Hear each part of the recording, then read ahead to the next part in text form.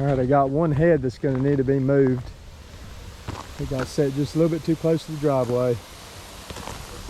So I've had my grass creeping onto my driveway here lately.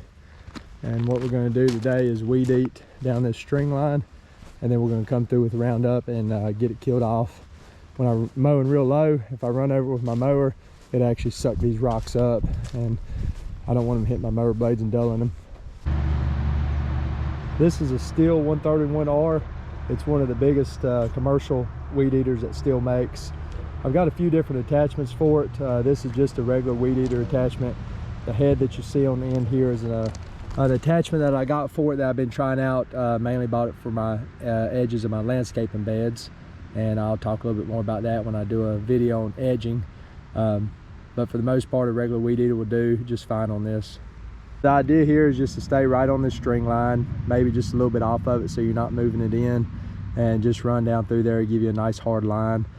Maybe help with the Roundup from going over to your existing Zoysia.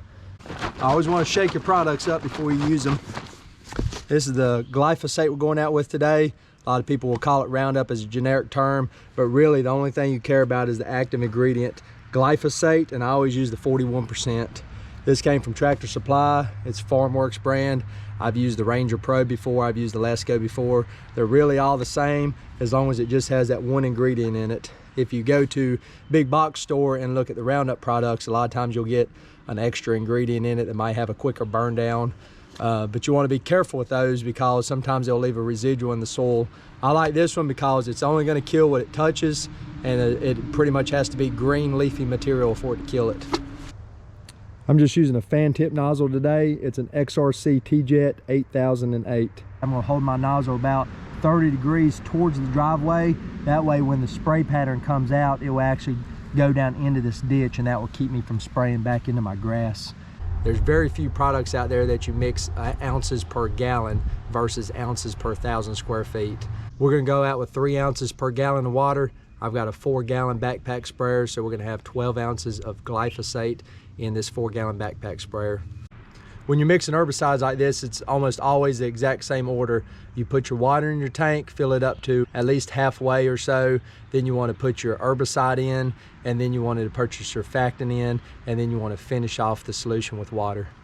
I just use a couple drops of baby shampoo as my surfactant. One aggravating thing about baby shampoo is it produces a ton of bubbles. Here's the product right here. It's just a Lesco liquid anti-foam. Literally takes 1 or 2 drops. So after I shook the backpack up, you can see almost every bubble is gone out of that tank. So what I like to do is just run the wand in the tank for a few seconds, and that will get all your product inside your wand. That way when you start spraying, it's coming out with the product that you mixed up.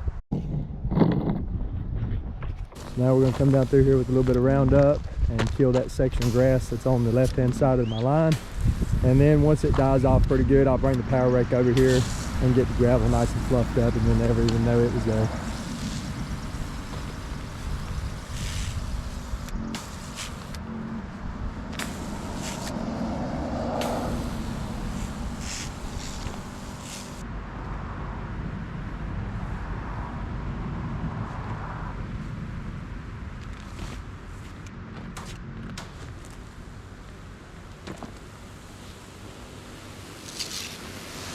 Out here on the end, I'm just going to eyeball it, and I'm going to try to make a nice gentle curve.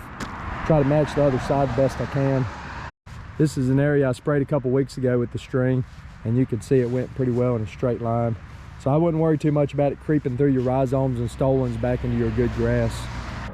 Now we're just going to go around and clean up the driveway and some of the landscape beds. Roundup works great for both applications.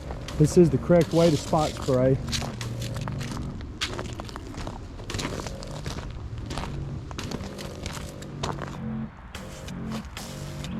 One thing I try to remember when I'm spraying Roundup, I don't ever walk in my grass when I'm spraying. I always try to walk around the sidewalk or the road, just in case I stepped in it. Roundup's pretty good for only killing what it touches, the only green portion of the leaf that it touches. That's why you're able to use it on dormant denuded grass in the wintertime, and also why you're able to spray it right over the top of initial seeding. You can spray Roundup right around any of your green bushes or flowers. All you want to do is make sure you don't get any overspray on the leaves. And that pretty much does it. I think that covers about everything with Roundup. Only thing else I wanted to mention, if you do get Roundup on some desirable bushes, just rinse it off really well before it dries, and you should be fine. If you got any questions or comments, leave them below. I'll be sure to try to answer them. Thanks for watching.